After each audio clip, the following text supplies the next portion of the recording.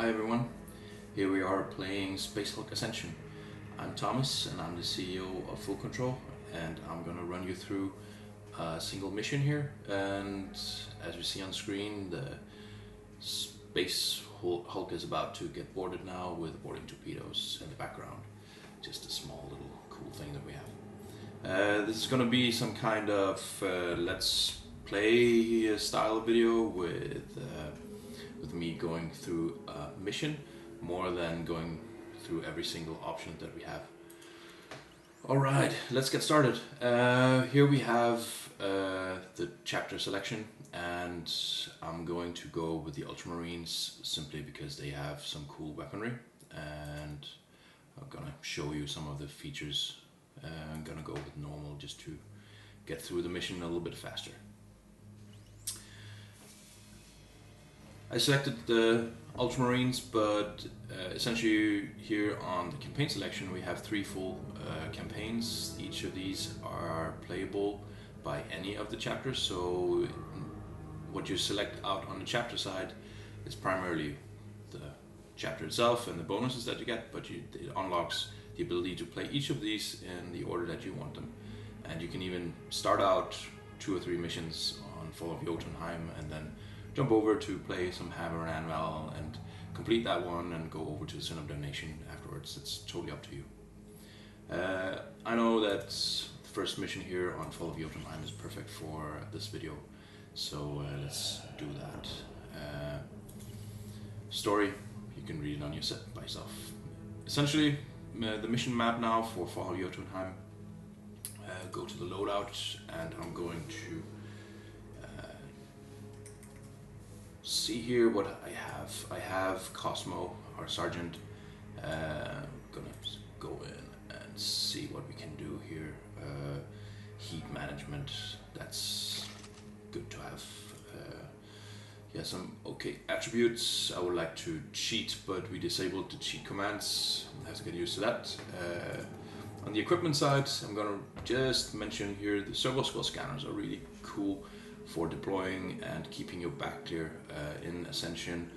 It's totally new that you have to you have fog of war basically, where you can't see beyond the center range of your Terminator suits.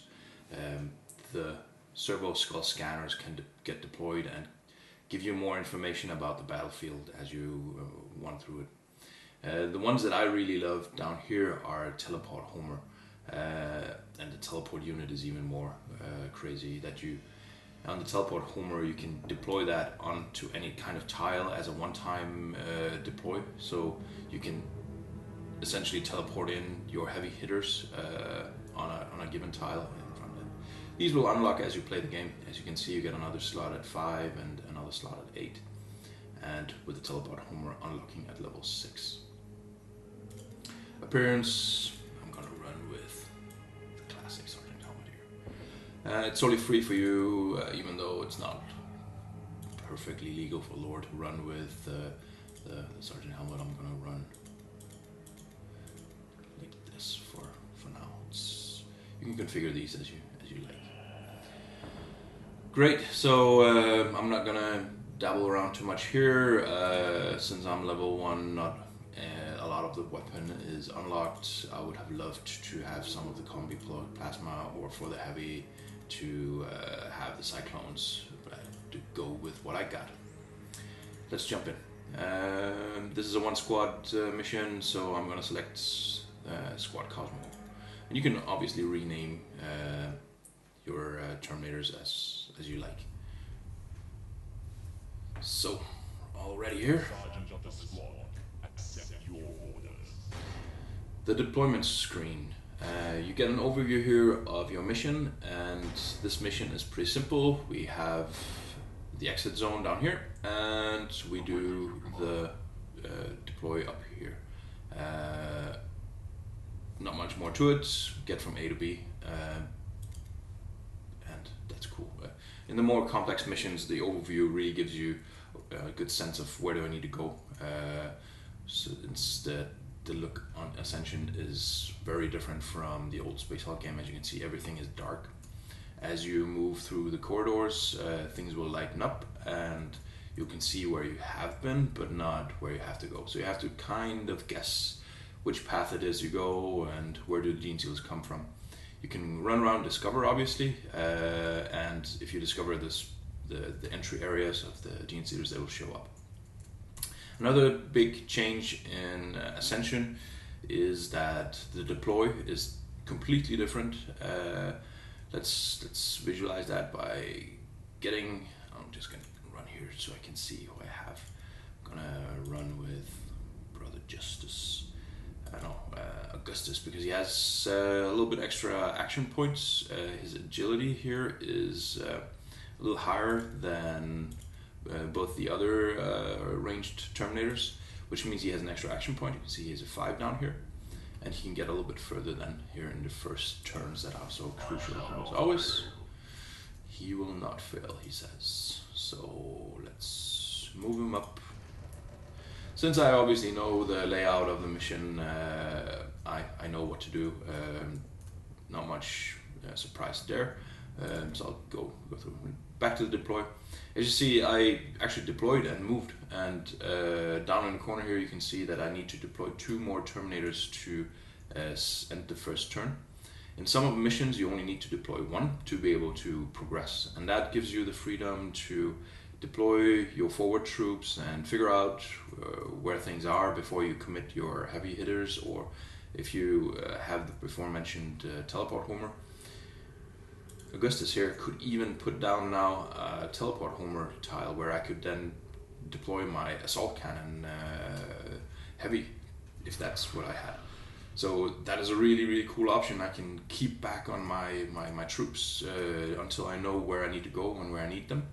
And that prevents also the cluttering of the man train in the beginning, where a lot of Space Hulk games that get decided just by deploying the wrong order in here, and that's something that we try to prevent.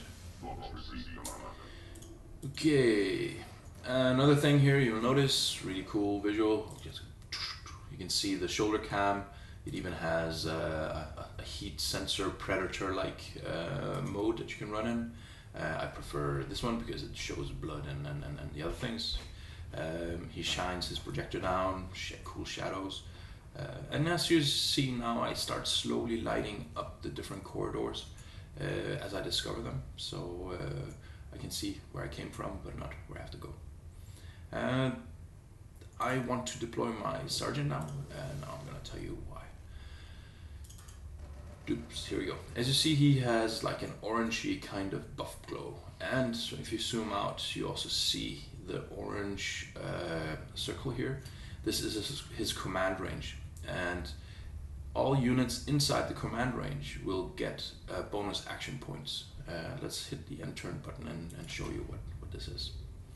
So we go down here on Augustus. You can see on his radial menu, this thing down here, that he now has an orange action point.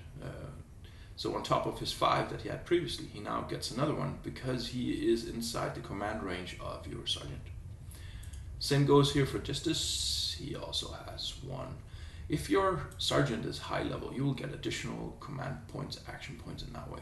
If you spread out your units too much, you will lose the bonus, unless if it's a 2 squad mission and you have 2 sergeants, then that can still be there. And the orange circle gives you that indication of where to go. Good, let's get the action started. There we go, all along the corridor, and the first kill. Essentially, this mission is that I have to go up here, and to be able to do so, I need to protect my flank. I know that there is a spawn point up here in that long corridor, and the best thing to do is really to put Augustus into the Overwatch. Now, while he had some extra action points to get him up here really fast, as you can see here, his weapon skill isn't fantastic, and his ballistic skill neither. 2 in both, and that means that as you can see in the tooltip, he has a 20% ranged hit chance as his base, plus all the weaponry. I'm going to show you the cursor in a bit. Let's deploy in the heavy hitters.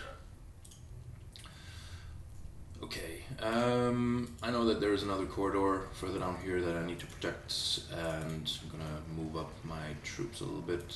Gonna deploy the last ones in. I don't want to stand in his Overwatch cone. And we still have Titus to deploy. Good, here we go. And obviously, just to speed things up a little bit here, I'm gonna go to the gameplay and go from faster to very fast. There's different things that you can configure here, and we're gonna add more to things. Plasma color, always good. Good, apply. Let's go back. So now my terminators move as fast as they can. And another thing I didn't explain before is you see the green outline, and that has now expanded. The green outline is my perception range, and you have a perception skill over here as well, which is something you can upgrade, which adds more range to some of your terminators. And inside the green area, that is where you will discover the blips. Outside of the green, you do not know where the gene stealers are. So you have to proceed with caution, and you also have to make sure that you keep stuff deployed. Let's see, we have here, I'm gonna show you here. We had all the terminators by default have servo skull scanners as the first thing that they have as an equipment slot. So we're going to deploy one. There we go, a servo skull floating around, and he is now scanning this area. Even though if I now leave, he will add to my perception range inside this area, and that way I can keep my back scanned and clear. So as I move forward, if they come around here, I will still see them. So very important for intel as you move in. Other types of equipment are proximity mines. Really great for when you leave an area and you want to make sure that the first wave of gene stealers get killed. You can dump down a proximity mine that will go off as they get inside range and hopefully take out a lot of them. Good, let's play the game. Here we go. Remember now I put the speed up to the fastest, and that'll make things move really fast. Good, it's already my turn again, and I now start seeing these radar returns. They got inside my green outline, and these guys over here are not in line of sight, so I don't know what this is. This could be anything from simple Rending Claw gene stealers up to broodlords. This gene stealer, on the other hand, is now in line of sight as well, so I can hover over him and I can see down in the right corner. This is the basic Rending Claw gene stealer. He has some action points, 6 to be exact, and has 1 life. Some of the armored versions have a +1 life, and the broodlords they have 4, so they're really tough hitters. Also, let's go in here. Let's select our Augustus Overwatch. This is the weapon information panel now on hovering the enemy. You can see if I shoot now, I have a 27% chance with a bolted fire. The weapon gives me 5 extra, the chapter gives me 5, I went selected with the Ultramarines. The class, he's a ranged Terminator. We have melee, librarian, and sergeant. They each have different bonuses. Also, difficulty, I was running on normal, gives me a little extra, and the range is deducting 5. He's far away as such, and as the gene stealer gets closer and closer, the hit chance increases. I can also do sustained fire, and that will give me additional action point or additional chance to hit. So let's just try to go. We can take him out of Overwatch. Overwatch is toggle now, so I get that back. If I decide I don't want to be in Overwatch, I can give him a shot here. I didn't kill him. So now I suddenly have sustained fire bonus, which added a lot to my hit chance. So let's go with that. There we go. Nice blood. He still has 3 left. It's good enough for going into Overwatch here. So he has my flank protected down here. I'm gonna have to take care of these guys up here, and I can't remember if this is a blind corridor. I don't even think there is one. No, there isn't. So I can't go up here. I need to go over here and shoot up this corridor. And let's do that. It's gonna do move and fire automatically, similar to the old Space Hulk game. And that didn't hit him. What I'm gonna do here? Go down. So next enemy up. Still Rending Claw. No big issue there. And I need to get my Sergeant up. See, now these guys are outside of my command range, so next turn they won't get the bonus, which is, but that's just how it is. Let's do the Flamer down here, because I want to show you how he looks, and we still have 2 there. One thing to mention is that we removed the random jam mechanism completely. What is in now instead is an ammo count down here in the lower left. You can see I still have 12 shots out of 20 in the magazine. I can reload for an action point. And there is this green bar that slowly fills up, becomes red inside the Stormbolter. If the heat in the Stormbolter reaches maximum, then the bolter will jam. And I can spend an action point to cool down the weapon, or I can perform another kind of action which will cool down the weapon. But if I allow this, for example in Overwatch, to go all the way up, then the bolter jams and I have to wait. So the guys in Overwatch are now controllable when they jam, and it's up to you as a player to manage the heat, which puts control to you. There we go. So, great. You saw the heat down here slowly starting to build. Have to take care that that doesn't go too far. Run past the Overwatch area, and these guys now slower outside the command range. Optimally, I would have had my captain here, or my sergeant, sorry, around the middle of my squad, so that they essentially cover all of them and I can move faster. Okay, so this is a guy in Overwatch, you know that already. Moving him up here now, full range essentially. He still has 2 points for Overwatch, and that's because he went out of Overwatch when he moved, and that gave me the 2 action points back, and I can target him in. So that prevents accidentally having your Overwatch guy go and not have enough action points to perform his tasks. Good, Flamer goes up, and let's see, we have the Sergeant. Let's open the door. So the AI is going now slowly to start spawning Gene Stealers up in this area and come down this corridor, since I am now progressing towards my target. The AI also has different choices of bunching up enemies around corners and wait for me, instead of just blindly running after me, but we also want those mad dashes that the Gene Stealers do sometimes. So it's a mix of those, and I don't know what it's going to do. Let's see, where do I have? Still an action point, can't do anything with that. Yeah, there we go. My perception range doesn't cover this area really, so I need to make sure that I get this a little further up, and I can then deploy his scanner.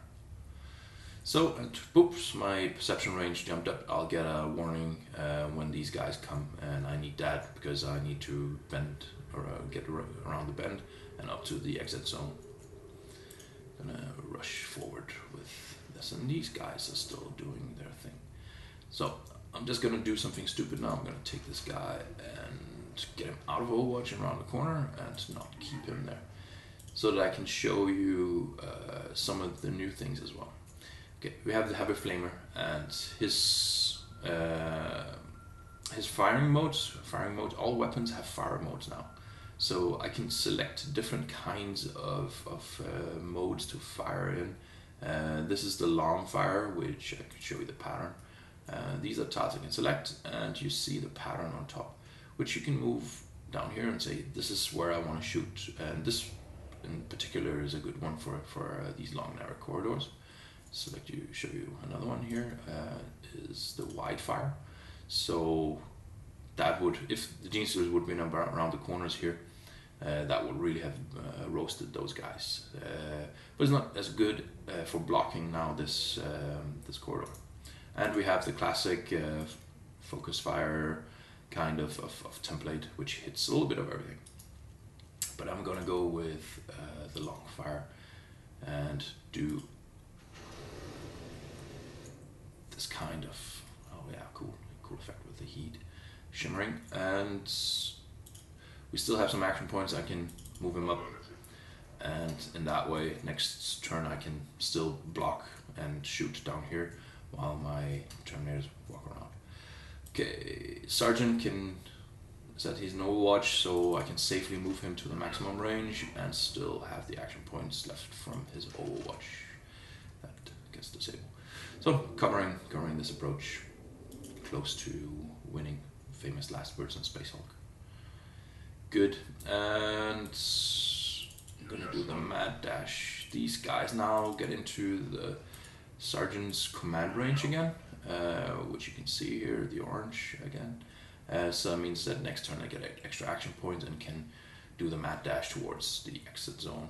And we want to do the long fire again, prevent Gene Stealers from doing anything here. And going to run fast. Good. What else is there to say? Yeah, the firing modes I can show you. Now we don't have any targets. Sergeant is too effective, but I can still just take him out here and I can show you. Oh no, since there's no targets, hard to do back. Good. I'll run you through there and move up the man train. Yes. So he effectively got out. And my flora needs to go. There we go. And he missed. Oh, I forgot. Let's see. Overheat and the symbol. So I'm gonna go here. The stone bolter he's carrying is now jammed because it overheat totally red, and he's almost out of ammo as well. So I will at least cool the weapon down, because I want to show you the firing modes here. If there was a target, he could hit it with Power Fist as usual, and he has the standard classic one shot, one action point kind of bullet fire, which he's been using until now. I can also go with a burst fire, cost a little bit extra action points. It shoots 4 shots instead of just 1, but all of them have then minus 10% chance to hit.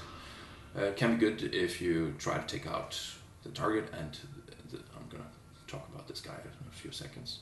We can do an aimed shot instead, so that's a single fire. It has an additional chance to hit, and we can do something called suppressive fire. So this is an area, bolters, just spreading boulder shots around in an area. I'll just show you here the template, the green stuff. So this entire area would now be suppressed and reduce the action points of the Gene Stealers, and that could keep back a tide of them. If you're not, if you think you can't take them out all by one, you can slow them down, and then hopefully you can kill them next turn instead. There's 0% chance to hit this guy now, but so I'm just gonna, what am I actually gonna do? He only has, no, he has some action points left, so I could essentially do, I can do an aimed shot just to get him, and gives me 87% chance to hit, and that's good. Yeah, that guy was a scything Gene Stealer, and oh, I forgot to show you the unit panel, but he essentially has the double amount of hits in melee as the regular Gene Stealers, and that is bad when you get into close combat. Close combat as such, though, has also been improved and buffed up, so you will, oh, I missed that guy, which is slightly annoying. And let's turn him around here. Got him. Yeah, the classic mistake, Space Hulk. Turn your back and you forget about it, and then that was it. Well, let's win this mission. Good. Where I was coming from, I actually slightly forgot. Oh yeah, melee combat. Melee is changed a bit as well. As I move up here, there's a much higher chance in this game to actually win melee, and especially if you play with the Space Wolves that have really, really cool weaponry for melee combat. The chance, I said, is really high. We removed the draw mechanisms because we didn't think that added anything to the game, that you see them standing hitting each other and nothing happens. So it's a kill or be killed situation. And what we also did was that if you get attacked by from the side or from the back, that's an instant kill. Yeah, there's nothing you can do if a Gene Stealer comes up behind you. The same goes the other way though. So if you can gang up on Gene Stealers or Brute Lords, you can flank them and hit them in the side, and it's a guaranteed hit. So that's how melee works. I'm not going to dare show it here with the Ultramarines because they are not necessarily very good at that. Okay, so moving forward, as you saw now, decrease the heat because he's doing something else than shooting. And let's end the turn. Did I get him in Overwatch? Yes. Shoot. And we go out of here, and he almost gets there, but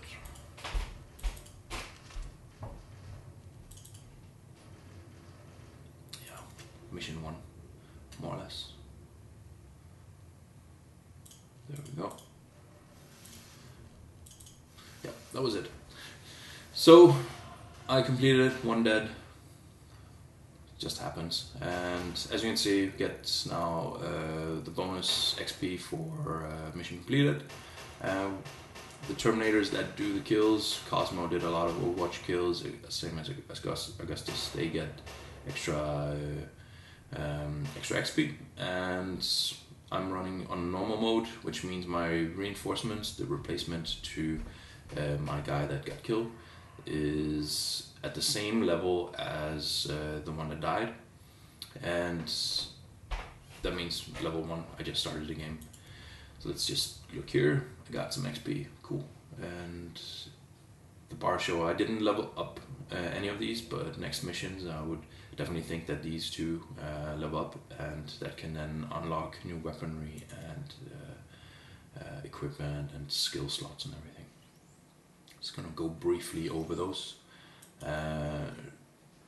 Skills, a lot of different skills that get unlocked. Anything from extra bonus against certain targets, move and fire upgrades here that do not stop you, or yeah, really can't even remember what it's doing now, sorry. Overwatch upgrades, preferred enemy kind of Brute Lord Slayer skills here that give extra points on that. Different things that you can equip, and as you can see, they are, once you unlock them and you have multiple slots, you can freely between missions swap these out, whatever it is you want to do with them. And when you level up, you can also increase your attributes for these different. It's totally up to you what you want to put them in. For librarians, it's obviously really good to have additional focus points, which is the side points that they use. If you're running with a melee squad, upgrade this one, melee skill. Range squads, ballistic skills, agility, essentially gives you action points, additional action points, really good. Perception, good for the guys that move up and you want to see them further on. So if you have a guy that usually goes into Overwatch, the combination of the ballistic skill and the perception range will be good for him. And toughness is really some defense bonus, resistance against different kinds of things that when you run into acid mobs that spit acid, then further on in the game, toughness is really good. So I think that more or less concludes what I was gonna say about the game here. You can obviously put your guys here, have some special configurations. You can go in and swap your squad around, and you could even rename them. So Septimus could be me. Dude, there we go. So yeah, that was it. Thanks for watching, and I hope that also showed you some of the new features and new differences of SpaceX Ascension. It is really a cool and different game than the original one, but it's still true to the spirit of what Spacehawk is. Thank you for watching.